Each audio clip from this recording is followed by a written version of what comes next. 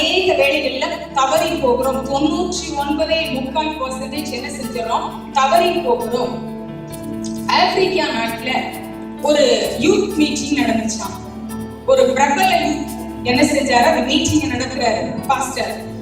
அந்த மீட்டிங் நடத்திட்டு இருக்கும் அவர் என்ன செஞ்சாருன்னா, அந்த மீட்டிங்ல மிகவும் அழகான ஒரு பாயை கூப்பிட்டு, அவருக்கு 26 வயது, அழகான ஒரு பையனை கூப்பிட்டு ஃப்ரெண்ட்ல கொண்டு விட்டுச்சு.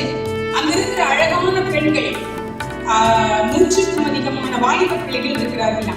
இந்த பையனோட ஒரு பயோடேட்டாவை அப்படியே சொல்றாரு. இவன் மிகவும் அழகானவன், இவன் இந்த கம்பெனில 3.25 லட்சம் ரூபாய் சம்பளம் வாங்குறான், இவனுடைய பேக்ரவுண்ட் வித்தியாசமான ஒன்று, 3 மாடி கட்டிடம், ஒரே மகன் வீட்டிற்கு, எல்லா செல்வங்களும் செல்வாக்கும் இருக்கிறது.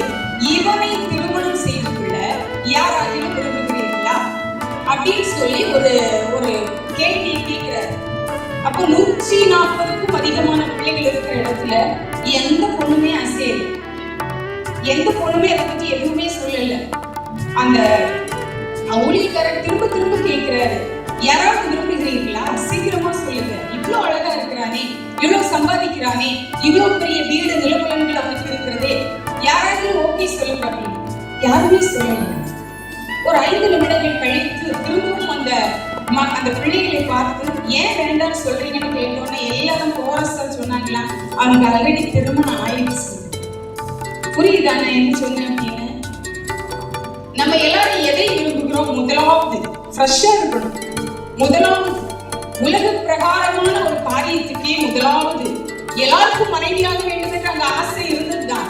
அங்க இருந்த 140 பிள்ளைகளுக்குமே மனைவியாக ஆசைதான், நல்ல கணவனுக்கு மனைவியாக வேண்டும் என்று. ஆனா என்ன மனைவியாக வேண்டும் ஆசை? முதலாவது மனைவியாக வேண்டும் என்றுதான் ஆசை. அதுக்கப்புறம் உள்ளதெல்லாம் தப்பு தப்பா பேசுவாங்க, விமர்சிப்பாங்க. அது நமக்கு தேவையில்லாத டாபிக், நான் விட்டுறேன்.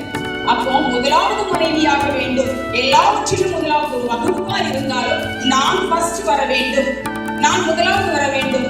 இன்னைக்கு சண்டே ஸ்கூல்ல நாங்க ரெட் டே நடத்தணும்.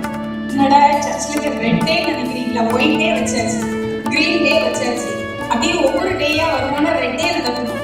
அங்க உள்ள போனா என்னென்னமோ பண்ணி வச்சிருக்காங்க. எப்படியாவது முதலாவது பரிசை நாம் பெற்றுக்கொள்ள வேண்டும். அந்த முதலாவது பரிசு வேற யாரும் பெற்றுக்கொள்ள கூடாது.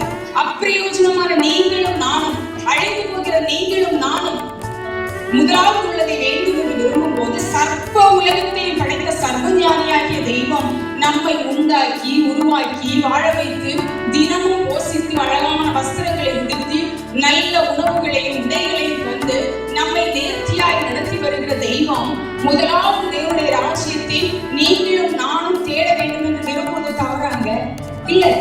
முதலாவது தேவனுடைய ராஜ்யம், எல்லாவற்றிலும் கர்த்தரை குறித்த நேசமும் அன்பும் நம்மில் அதிகமாக இருக்க வேண்டும்.